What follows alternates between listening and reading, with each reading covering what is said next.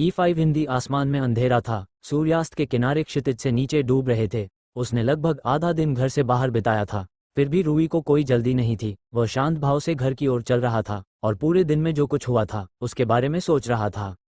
पहले चरण में अधिकांश आवेदकों को बाहर कर दिया गया, लगभग 90% को, दूसरे चरण में 70% को तथा तीसरे चरण में ठीक आधे को बाहर कर दिया गया। इससे आवेदनों की संख्या केवल 1% से कुछ अधिक रह गई, जो परीक्षा उत्तीर्ण करने में सफल रहे आवेदकों का बहुत छोटा अनुपात था।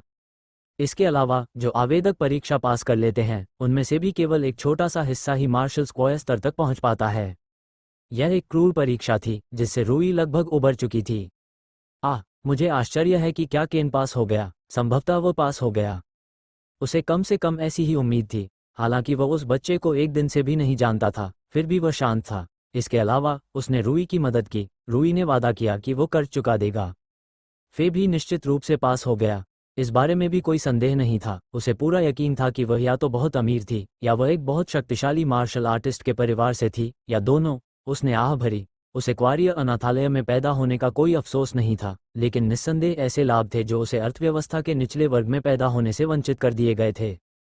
फिर भी अगर मुझे मौका मिले तो मैं अनाथालय में ही रहूंगा। अनाथालय में अपने परिवार के बारे में सोचते हुए वह गर्मजोशी से मुस्कुराया। उनसे अलग होने का दर्द वह खुद को स्वेच्छा से नहीं सहना चाहता था।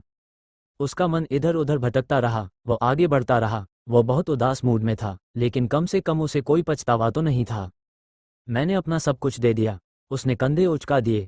एक व्यक्ति इससे ज्यादा क्या कर सकता था। इसके अलावा हालांकि वह लगभग निश्चित रूप से खत्म हो चुका था, आधिकारिक निर्णय अभी तक जारी नहीं हुआ था, इसलिए कौन जानता था, कुछ भी संभव था। अनाथालय के गेट पर पहुंचते ही रूही ने चलना बंद कर दिया। वह अंदर जाना ही नहीं चाहता था। वह लोगों के ध्यान का केंद्र नहीं बनना चाहता था, क्योंकि वह अभी भी शर्म और हताशा से भरा हुआ था।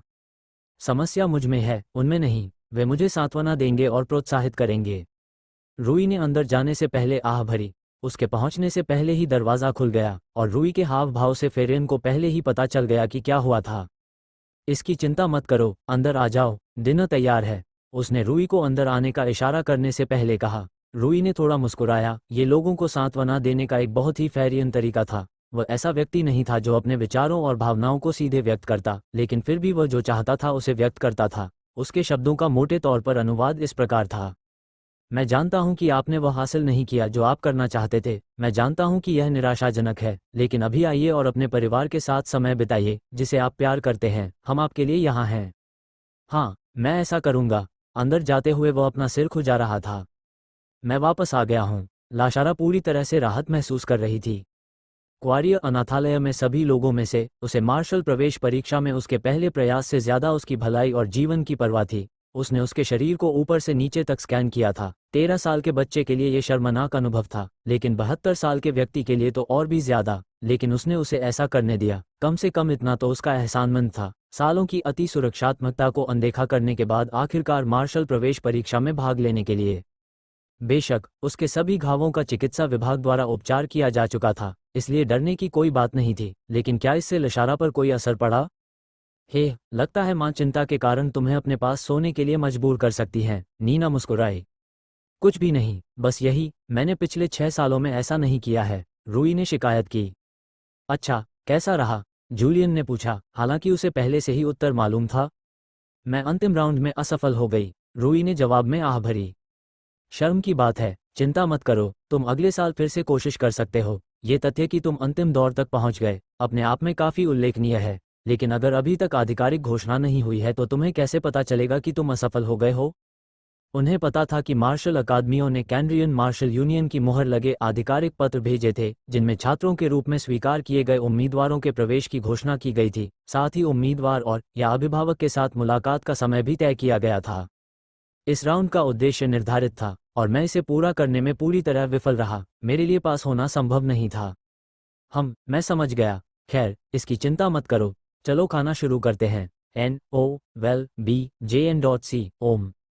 और उन्होंने ऐसा ही किया। उन्होंने तेजी से विभिन्न विषयों पर जोरदार चर्चा की, जिससे रूही को परीक्षा से अपना ध्यान हटाने पर मजबूर होना पड़ा, जिसके लिए वह आभारी था।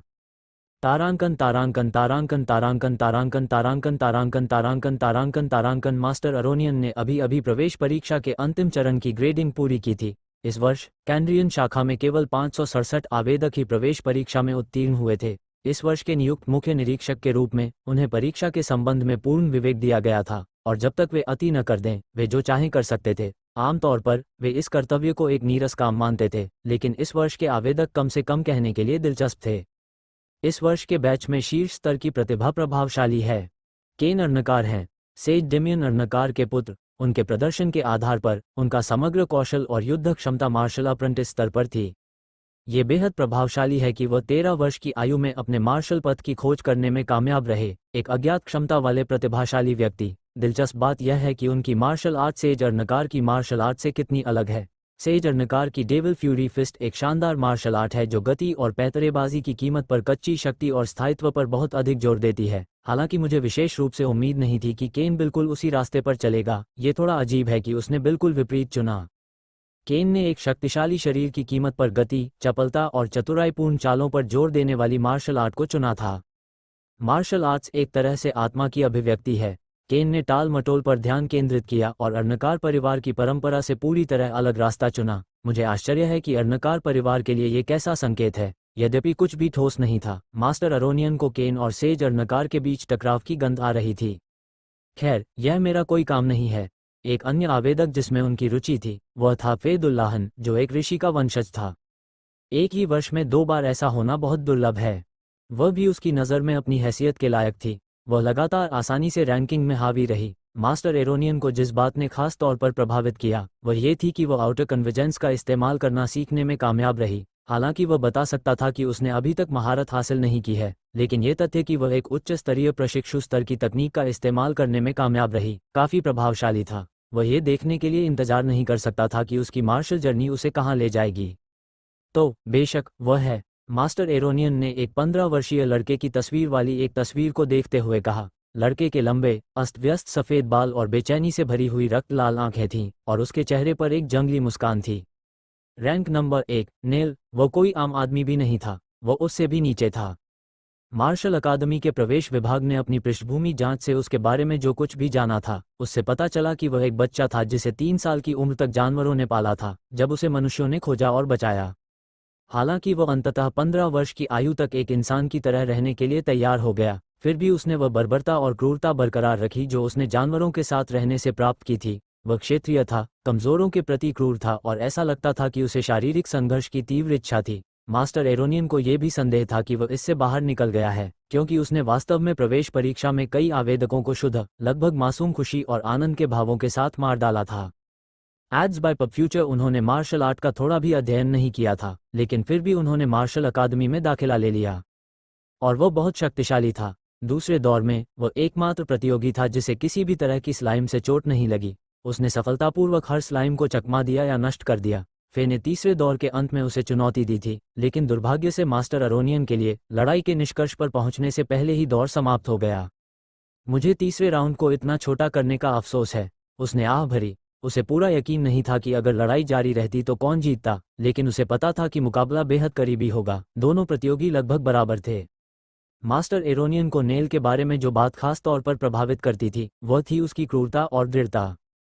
नेल समाज के सबसे निचले तबके में सबसे गरीब और सबसे खतरनाक जिलों में पला बड़ा था। उसके पास न केवल लड़ाई या प्रशिक्षण का, बल्कि हर दिन अपने जीवन के लिए लड़ने का जीवन भर का अनुभव था। उसके पास एक चौंकाने वाली अप्रत्याशित, अपरंपरागत लड़ाई शैली थी, जो उच्च शारीरिक विशेषताओं और शक्तिशाली इंद्रियों और सहज ज्ञान से संपन्न शरीर के ऊपर टिकी हुई थी। वह एक अलग किस्म का एक जानवर था। अपनी बेजोड़ इंद्रियों और सजगता का उपयोग करके वह सभी कोनों से सभी कीचड़ को चकमा देने या नष्ट करने में सक्षम था। ये कुछ ऐसा था जिसे फे अपनी उम्र और वंशावली के बावजूद दोहरा नहीं सकती थी। और अंत में वह वहाँ है। मास्टर अरोनियन ने रूई की प्रोफाइल पर नज़र डाली। मास्टर अरोनियन की नज़र में रूई भी नेल की तरह ही विचलित थी। 13 साल का, कोई औपचारिक मार्शल आर्ट प्रशिक्षण नहीं, प्रशिक्षण के परिणामस्वरूप औसत से कहीं बेहतर शारीरिक गुण, उसकी उम्र को देखते हुए, लेकिन अपने आप में बहुत ज़्यादा उल्लेखनीय नहीं। औसत शारीरिक प्रदर्शनात्मक गुण भी, औसत कौशल से थोड़ा ऊपर, लेकिन फिर भी कुछ खास नहीं। हालांकि तथ्य ये है कि उसके जैसे एक अनपढ़ बच्चे ने औपचारिक प्रशिक्षण के बिना इस स्तर तक पहुंचना उसके महान दृढ़ संकल्प और कड़ी मेहनत को दर्शाता है। फिर भी रूई के बारे में ये सबसे चौंकाने वाली बात नहीं थी। जो बात सबसे ज़्यादा प्रभावशाली थी वो थी उसका दिमाग। वो एक अद्वितीय प्रतिभाशाली व्यक्ति है, उन्होंने ये बयान हल्के में नहीं दिया, कोई भी मार्शल मास्टर ऐसा नहीं करेगा। 13 साल की उम्र में असाधारण शारीरिक और शारीरिक प्रदर्शन संबंधी विशेषताओं के बावजूद वह दूसरे दौर में 700 से अधिक अंक प्राप्त करने में सफल रहा और 9वें स्थान पर रहा। इसके अलावा उसने ये पूरी तरह से रणनीति के साथ किया जिसमें किसी अन्य विशेषता का कोई बड़ा योगदान नहीं था। उसने स्लाइम्स का अवलोकन किया, स्लाइम्स और परीक्षा के बारे में परिकल्पनाएं और निष्कर्ष निकाले, परिकल्पनाओं की पुष्टि या खंडन करने के लिए उनका परीक्षण किया और फिर उद्देश्य को उच्चतम संभव सीमा तक पूरा करने के उद्देश्य से रणनीति तैयार की जो स्लाइम्स पर प्रतिक्रिया करने के बजाय उनके प्रक्षेप पथ की भविष्यवाणी करने पर केंद्रित थी। मार्शल एग्जाम लाइब्रेरी के अनुसार यह विश्लेषणात्मक और सामरिक सरलता के साथ साथ विशुद्ध प्रसंस्करण क्षमता का एक उदाहरण था जो किसी भी आवेदक में बिल्कुल भी नहीं देखा गया था। रूई जैसे युवा में तो बिल्कुल भी नहीं। आमतौर पर केवल अत्यधिक अनुभवी मार्शल आर्टिस्ट ही ऐसे करतब दिखा सकते थे जो स्वाभाविक रूप से बुद्धिमान भी हों। दुर्भाग्यवश उसने अपना बैच फे से खो दिया, लेकिन फिर भी वो लंबे समय तक टिकी रही और किसी भी अन्य व्यक्ति की तुलना में बेहतर प्रदर्शन किया। यहाँ तक कि नेल ने भी फे को इतना दूर नहीं धकेला कि वह जल्दबाजी में उसकी इच्छा के विरुद्ध अपनी 1 इंच की हथेली का इस्तेमाल कर सके। मास्टर अरोनियन रूई के बारे में बहुत सोचते थे, वह भी ऊपर बताए गए प्रतिभाशाली लोगों के बराबर। भले ही रूई निस्संदेह उनसे लड़ाई में हार जाती, अन्य आवेदकों में से किसी ने भी मास्टर अरोनियन की रुचि नहीं दिखाई थी। हालांकि वे सभी थोड़े अलग थे और कुछ तो असामान्य भी थे, लेकिन ये कुछ ऐसा नहीं था जिसे मास्टर अरोनियन, एक अनुभवी निरीक्षक और शिक्षक, ने कई बार नहीं देखा था। उन्होंने अपने हाथ में प्रोफाइल को अलग रखा और आधिकारिक कैंड्रियन मार्शल अकादमी की मुहर के साथ स्वीकृति और अस्वीकृति के पत्रों पर मुहर लगाना शुरू कर दिया। स्टाम्प पर सील पैटर्न बेहद जटिल था और यहाँ तक कि जिस सामग्री से इसे तैयार किया गया था वह शक्तिशाली जानवरों से प्राप्त उच्च श्रेणी के गूढ़ पशु पदार्थ से बना था। नकली बनाना वास्तव में बेहद मुश्किल था। इसके अलावा स्याही स्वयं गूढ़ वनस्पतियों से प्राप्त एक यौगिक थी। ये सभी रंगों के प्रकाश को अवशोषित करती थी और इस प्रकार एक बिल्कुल काला रंग था जो चमकता नहीं था या किसी भी प्रकाश को प्रतिबिंबित नहीं करता था। ये ऐसे साधन थे जिनके द्वारा विश्वसनीयता सुनिश्चित की गई थी। तभी उसकी नज़र रूई के पत्र पर पड़ी। बेशक फैसला पहले ही हो चुका था, अब इसे बदला नहीं जा सकता था। उसे बस आश्चर्य हुआ कि क्या ये बहुत जल्दबाजी थी। खैर, जो हो गया सो हो गया। मुझे ये देखने में दिलचस्पी है कि तुम यहाँ से क्या करते हो, रूई क्वार्य। अगली सुबह रूई अपने बिस्तर पर लेटा हुआ था। वह आगे के अपने रास्ते के बारे में सोच रहा था। अभी तक आधिकारिक घोषणा नहीं हुई है, लेकिन मुझे इसे भूल जाना चाहिए। मुझे जो करना चाहिए वह है अपनी असफलता के कारण को मिटाना। फे से लड़ने तक वह ठीक था, लेकिन उस हार का कारण क्या था? खैर, वह शारीरिक और तकनीकी रूप से पिछड़ गया था। कौशल में वह एक अलग ही स्तर पर थी। उसे अभी भी नहीं पता था कि उसने उनके साथ लड़ाई में क्या किया था। आखिरी बात जो उसे याद है वह थी उसके शरीर के निचले हिस्से की ओर भागना, उसे पकड़ना और फिर उसके लिए रोशनी बुझ गई और बाद में वह एक चिकित्सा सुविधा में होश में आया। स्पष्टतः उसने मुझे बेहोश कर दिया। प्रश्न ये है कि कैसे? उसे यकीन नहीं था कि कैसे। वह खास तौर पर इस बात से उलझन में था कि वह कैसे इतनी कच्ची शक्ति पैदा करने में कामयाब रही, जबकि वह असफल हमले के बीच में ही पूरी तरह से हिल रही थी और बिल्कुल नज़दीक थी। क्या ऐसा संभव भी था? पृथ्वी की मार्शल आर्ट के साथ यह असंभव था। कोई भी एमएमए या यूएफसी फाइटर कभी भी इतनी बेतुकी मात्रा में शक्ति उत्पन्न करने में सक्षम नहीं होगा जो किसी को बिंदु रिक्त सीमा से तुरंत बाहर कर सके। लेकिन उसने ऐसा किया। कैसे? नवंबर LBJNN। इससे उसे थोड़ा बहुत याद आया कि वह इस दुनिया में मार्शल आर्ट के बारे में बहुत कम जानता था। धरती पर मनुष्य और मार्शल आर्ट दोनों की कठोर सीमाएं थीं, लेकिन जैसा कि उसने 12 साल पहले देखा था, न तो मनुष्य और न ही मार्शल आर्ट की ऐसी कठोर सीमाएं थीं। जैसा कि उसने देखा था, भौतिकी के नियम किसी तरह अभी भी वैसे ही थे। ये दुनिया गति के 3 नियमों, न्यूटन के गुरुत्वाकर्षण के नियम, घूर्णी यांत्रिकी, किनेमेटिक्स, यूक्लिड के स्वयंसिद्धों आदि का पालन करती थी। फिर भी किसी तरह ब्रह्मांड और गैया ने मनुष्यों पर जो सीमाएं लगाई थीं, वे बस अस्तित्व में नहीं थीं। उसे यकीन नहीं था कि क्या यह ऐसी चीज़ है जिसकी वैज्ञानिक प्रेरण, वैज्ञानिक पद्धति के माध्यम से कभी जांच की जा सकती है। लेकिन क्या उसे परवाह थी? नहीं, वास्तव में नहीं। मैं इसके लिए आभारी हूँ। बेशक यह मुझे मेरे सपनों की दुनिया में रहने और अपने सपनों का जीवन जीने की अनुमति देता है, लेकिन मुझे वास्तव में परवाह नहीं है कि यह वास्तविकता इतनी अलग क्यों है। मैं कोई ब्रह्मांड विज्ञानी या सैद्धांतिक भौतिक विज्ञानी नहीं हूँ। मैं बस इस वास्तविकता द्वारा मुझे दिए गए अवसर का फायदा उठाऊंगा और उस सपने को पूरा करूंगा जो मैं अपने पिछले जीवन में पूरा नहीं कर सका। फिर भी ये सवाल उसके मन में आया जिसका उसने अभी तक जवाब नहीं दिया था कि उसने उसे इतनी जल्दी कैसे बेहोश कर दिया। उसे नहीं पता था और ऐसा भी नहीं लग रहा था कि वह इसका पता लगा पाएगा। किसी दिन मैं उस स्तर तक पहुंच जाऊंगा, मैं वहां तक पहुंच जाऊंगा और उससे कहीं आगे निकल जाऊंगा। वह नए जोश के साथ अपने बिस्तर से उछल पड़ा। मैं और भी अधिक मेहनत करूंगा और अगले वर्ष परीक्षा अवश्य पास करूंगा। पब फ्यूचर द्वारा विज्ञापन, रूई तुम परीक्षा में पास हो गई। रूई ने अपना सिर उसकी ओर दौड़ती हुई उग्र एलिस की ओर झुकाया। तुम परीक्षा में पास हो गए, वह चिल्लाई, उसे आगे पीछे हिलाते हुए। रूई समझ नहीं सका, क्या यह मुझे खुश करने का उसका तरीका है? एलिस की खुशमिजाजी हमेशा असामान्य थी, लेकिन ये तो उसके लिए भी कुछ और ही है। तुम्हारा पत्र आया। उसने एक कागज उसके सीने में ठूंस दिया। इसमें लिखा है कि आपने परीक्षा पास कर ली है। हाँ। रूई ने संदेह से आंखें सिकोड़ते हुए पत्र को देखा। वहां कोई वाह।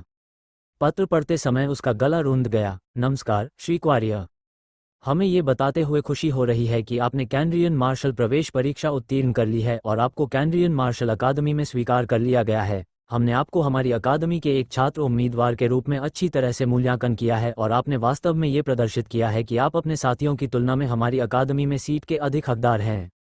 हम आपको बधाई देने से कहीं ज्यादा कुछ करने के लिए लिख रहे हैं। हम आपको 36वीं शरद ऋतु को दोपहर के 2 बजे कैनरियन मार्शल अकादमी में आधिकारिक प्रवेश के लिए आमंत्रित करते हैं।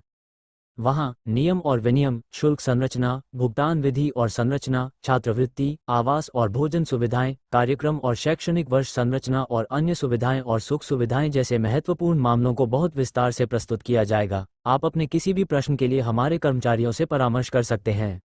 आपको अपना छात्र पहचान पत्र और वर्दी भी मिलेगी। यह एक अत्यंत महत्वपूर्ण और आवश्यक बैठक है, इसलिए कृपया इसमें भाग लेना सुनिश्चित करें। यदि आप नहीं आ सकते हैं तो कृपया 66वीं शरद ऋतु को शैक्षणिक वर्ष की शुरुआत से पहले हमारे कर्मचारियों के साथ अपॉइंटमेंट बुक करना सुनिश्चित करें। और अंत में, ये पत्र प्रवेश हेतु आधिकारिक आमंत्रण है। कृपया इसे पहचान पत्र के साथ अपने साथ लाएं। रूई ने प्रत्येक शब्द को बड़ी सावधानी से पढ़ते हुए प्रासंगिक जानकारी को याद कर लिया। हम आपसे मिलने की आशा करते हैं। हार्दिक शुभकामनाओं सहित कैनरियन मार्शल अकादमी का प्रवेश विभाग। पत्र में कुछ देर तक विस्तार से बातें करने के बाद पत्र समाप्त हो गया, लेकिन महत्वपूर्ण बात पहले ही बता दी गई थी। मुझे स्वीकार कर लिया गया है। मैं स्वीकार कर लिया गया हूँ। मुझे स्वीकार कर लिया गया है, उन्होंने हंसते हुए कहा। मैं स्वीकार कर लिया गया हूँ। अंततः यह एहसास उसके दिल में उतर गया। वो बेकाबू होकर हंसने लगा, जब तक कि उसे इतनी शर्मिंदगी महसूस नहीं हुई कि उसे रुकना पड़ा। लेकिन मैं पास कैसे हुआ? मैंने अपना बैज खो दिया और उद्देश्य बैज और अंक बनाए रखना और जमा करना था। मैं वस्तुतः उस कार्य में असफल रहा। मैं निश्चित रूप से यह पता लगाने जा रहा हूं कि मैं इंडक्शन में असफल कैसे नहीं हुआ। लेकिन फिर भी मैं आखिरकार अंदर आ गया। हाँ। मैं शुरू करने के लिए इंतजार नहीं कर सकता। रूई, तुम इतने मग्न थे कि तुमने हमारी बात भी नहीं सुनी, एलिस ने थकी हुई लाचारी के साथ कहा। ओह, मैंने आप लोगों को यहाँ नहीं देखा, माफ करें, रूई ने कहा, क्योंकि उसे एहसास हुआ कि उसके आसपास बहुत से लोग इकट्ठे हो गए थे। उसे इतना आत्मा अवशोषित होने के लिए वयस्कों द्वारा डांटा गया था, लेकिन अंततः सभी ने उसे बधाई दी। अनाथालय में यह एक प्रसिद्ध तथ्य था कि रूई एक मार्शल आर्टिस्ट बनने का सपना देखता था। बधाई हो रूई, तुमने ये कर दिखाया। जूलियन ने उसे देखकर मुस्कुराया। धन्यवाद। मुझे कहना पड़ेगा, मैं बहुत आश्चर्यचकित हूँ। मैंने सोचा था कि 13 वर्ष की आयु में आपके परीक्षा उत्तीर्ण करने की संभावना नगण्य है। हाँ, विश्वास मत के लिए धन्यवाद, रूई ने नाक बांध सिकोड़ी। फिर भी, ये तथ्य कि आपने कम बाधाओं के बावजूद इसे पार कर लिया, आपके दृढ़ संकल्प और दृढ़ता का सबसे मजबूत प्रमाण है। यदि यह आप हैं, तो आप मार्शल पथ पर अंत तक चलने में सक्षम होंगे। जूलियन गर्मजोशी से मुस्कुराया। कहते हैं कि पीछे मुड़कर देखने पर सब कुछ ठीक हो जाता है, रूई ने मजाकिया अंदाज में जवाब दिया। इस प्रतिक्रिया में ऐसा कहना बहुत घटिया बात है, रूई ने मुस्कुराते हुए कहा। धन्यवाद। एक सप्ताह बीत गया और कैनरियन अकादमी का प्रवेश समारोह आ गया। ये कार्यक्रम 36वें विंटर की सुबह आयोजित किया गया था, जो पृथ्वी पर अक्टूबर की 6 तारीख होगी।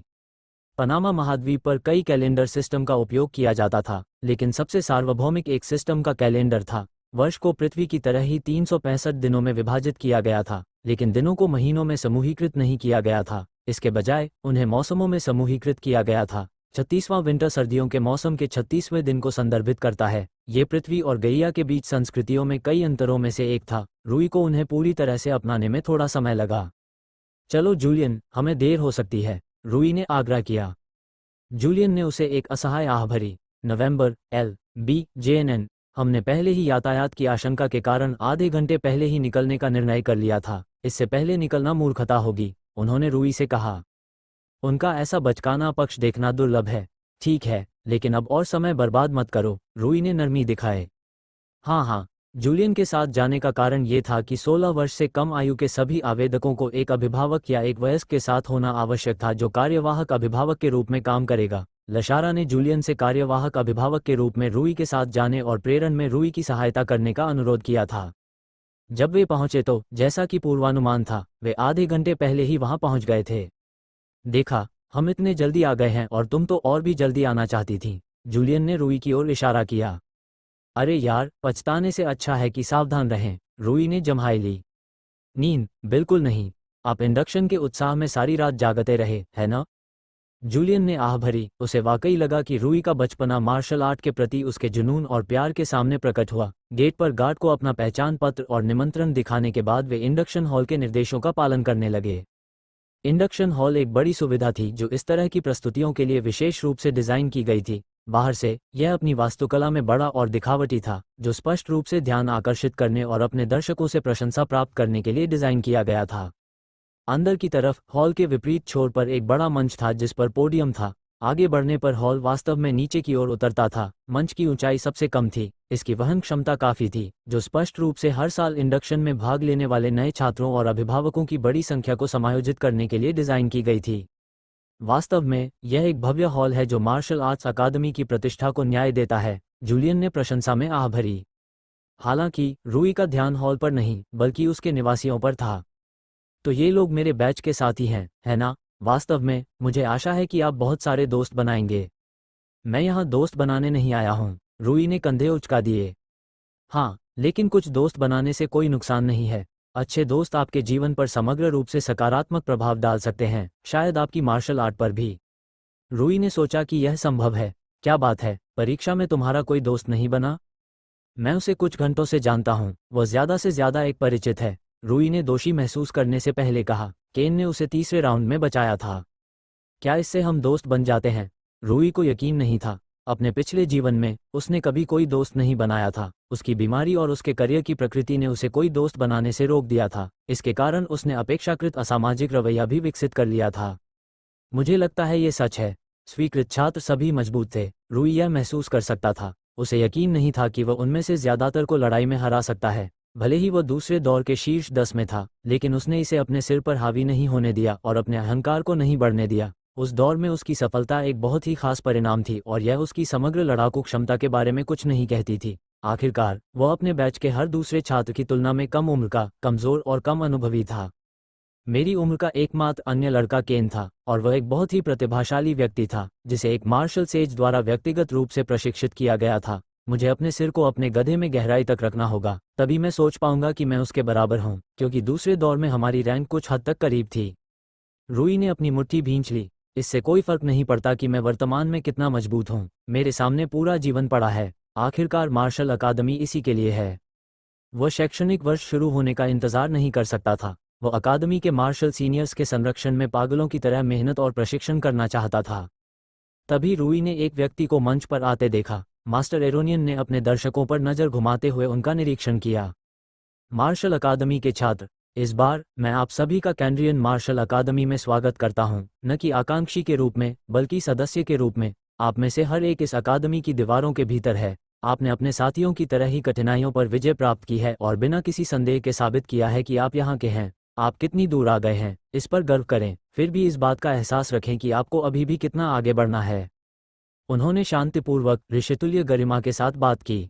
आज, हमारा उद्देश्य आपको मार्शल अकादमी के बारे में वह सब कुछ बताना है जो आपको जानना चाहिए और जानना चाहिए। बिना किसी देरी के, मैं हमारे माननीय चांसलर कैलेक्स हैन को प्रस्तुति शुरू करने के लिए आमंत्रित करता हूँ। तालियों की गड़गड़ाहट के बीच एक तगड़ा नौजवान मंच पर आया। मास्टर अरोनियन ने उससे हाथ मिलाया और फिर मंच से उतर गए। वह मुस्कुराया और फिर सीधे मुद्दे पर आ गया। इस प्रस्तुति का उद्देश्य आपको अकादमी के कामकाज के बारे में समग्र जानकारी प्रदान करना है। मैं मोटे तौर पर कई विषयों पर चर्चा करूंगा। मार्शल अकादमी अपने छात्रों को जो शैक्षणिक सेवाएं प्रदान करती है, छात्रों की जिम्मेदारियां और अधिकार, फीस संरचना और भुगतान के तरीके, और अंत में, अकादमी से परे का भविष्य।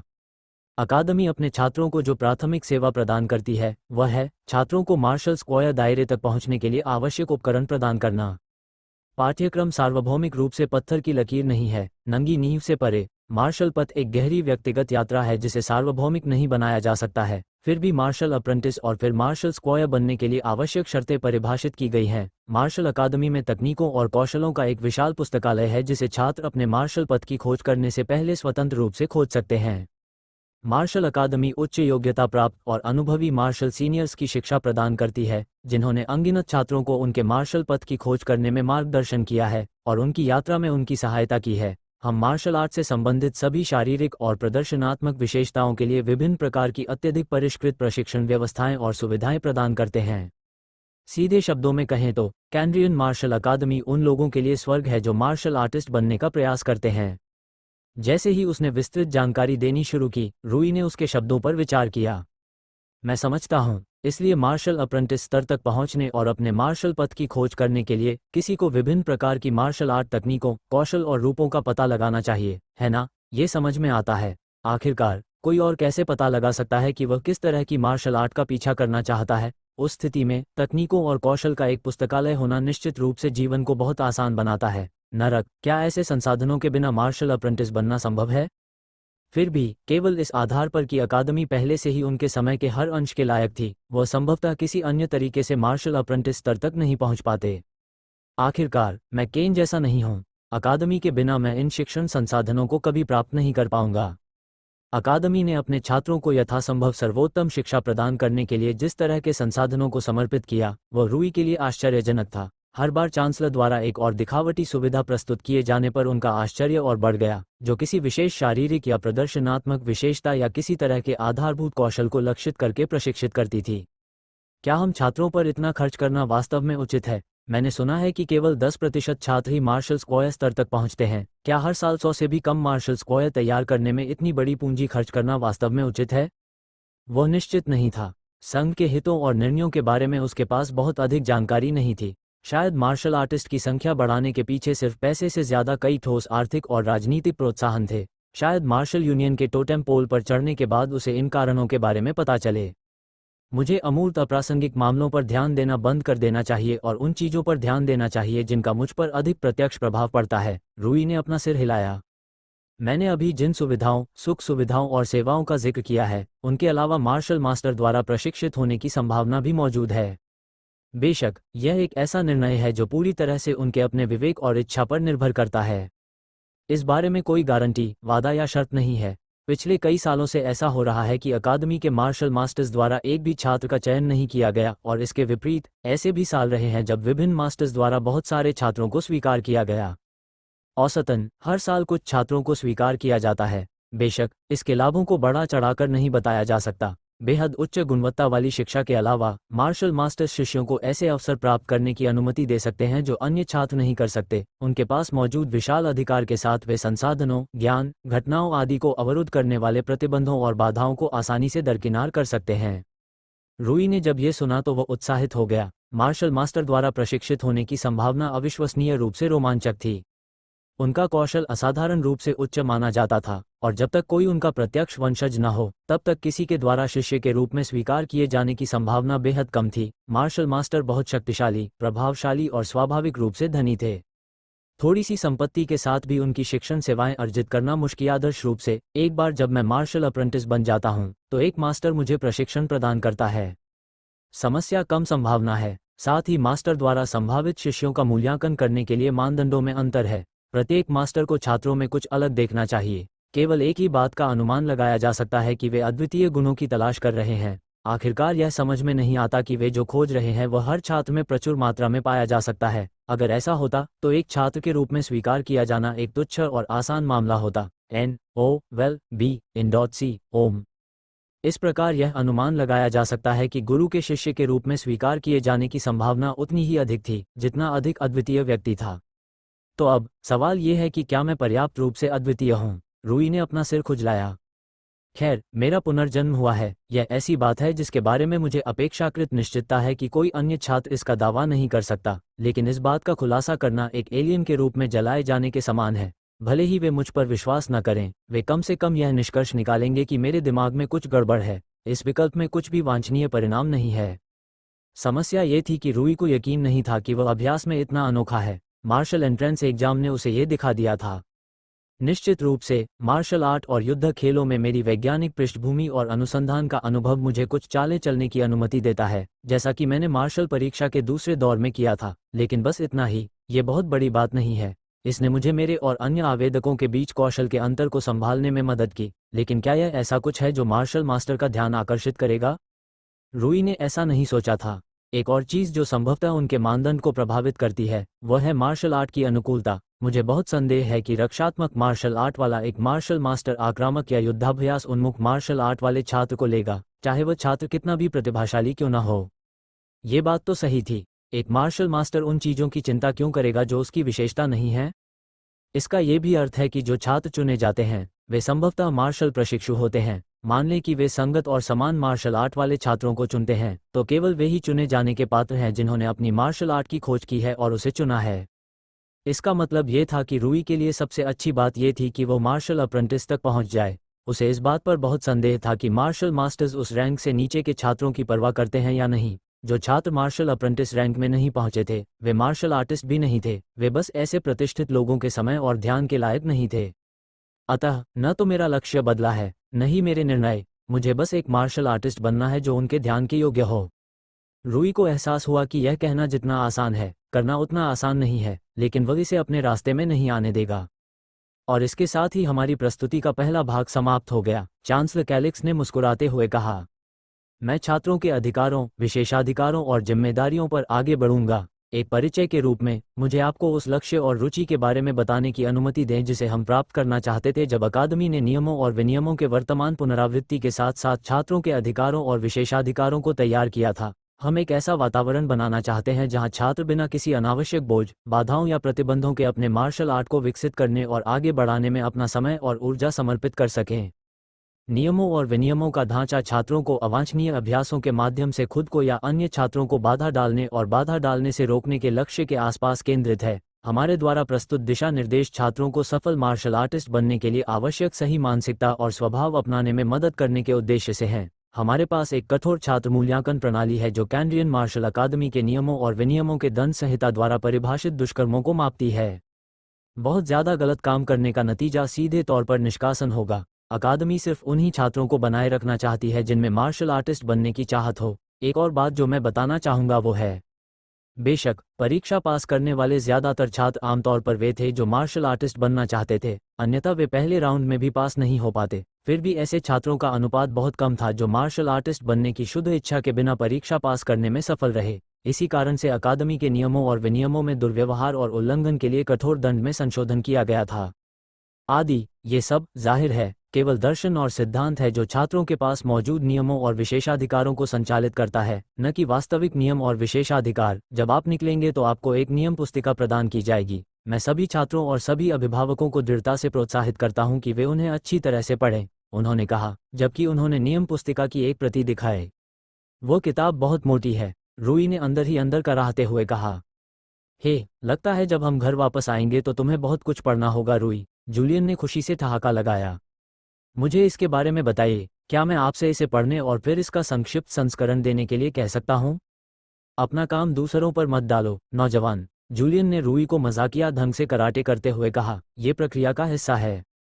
रूई ने आह भरी, फिर भी उसे ये देखकर खुशी हुई कि नियमों को गंभीरता से लिया गया था और उन्हें गंभीरता से लागू किया गया था। पृथ्वी पर बदमाशी बहुत ज्यादा थी क्योंकि स्कूलों में बस उन संकायों की कमी थी जिनके द्वारा वे उन्हें लागू कर सकते थे। शिक्षकों को बदमाशी से कोई मतलब नहीं था जब तक कि यह बहुत दूर न हो। उन्हें बस पर्याप्त वेतन नहीं दिया जाता था। बहुत से बच्चे विरोध से पीड़ित थे, विशेष रूप से किशोरों के बीच। वे शिक्षकों पर भरोसा नहीं कर सकते थे और यदि वे मामले को अपने हाथ में लेने का निर्णय लेते तो स्थिति बिगड़ जाती और संघर्ष इतना तीव्र हो जाता कि स्कूल को भी इसमें शामिल होना पड़ता। ऐसे मामलों में पीड़ितों को लगभग हमेशा ही मामले को बढ़ाने के लिए दंडित किया जाता, जबकि धमकाने वालों को कम सजा मिलती या कुछ मामलों में तो बिल्कुल भी सजा नहीं मिलती।